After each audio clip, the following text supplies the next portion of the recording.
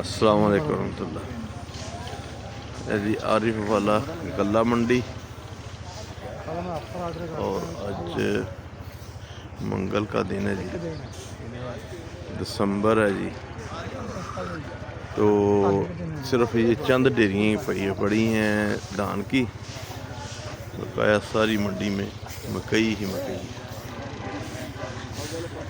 अफसर दी भाई मकई अज गंद मक्की हाँ धान दी आही ढेरियां आईयां चंद की वजह रेट वध रहा जी हज साहब, रेट रोज वध रहा तो लोगों ने रोक लिया है जी, हाँ जी रोक लिया लोगों ने, सही है।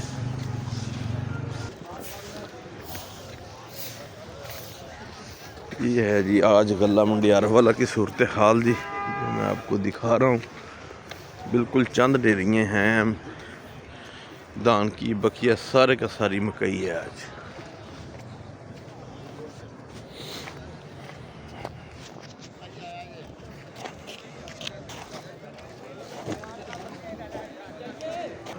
पक्के दे हथ मुंजी पई है, हाँ जी पक्के दे हथ 400-500 रुपए आना ना बंदा, हर बंदा तगड़ा हो गया, कहना रेट ਵਧਣਾ ही ਵਧਣਾ।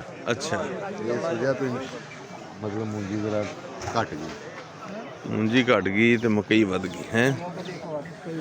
मकई का भी रेट जो मेरा ख्याल 3300-3400 रुपए के उपर विकी जाती है नी, 3400 साढ़े 3400 रुपया मुੱਲ ਹੈਗਾ।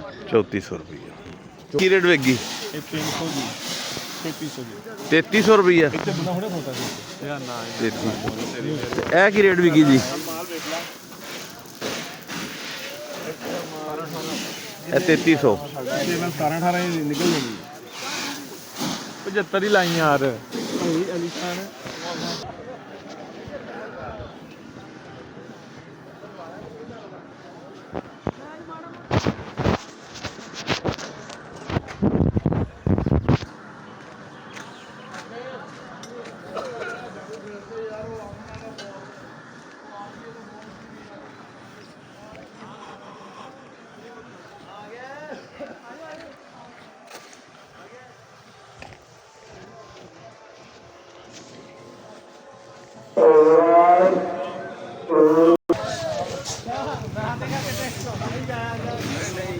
आज झोना नहीं आया, अज मकई मकई आई है जी हर पास, मकई की बोली है जी।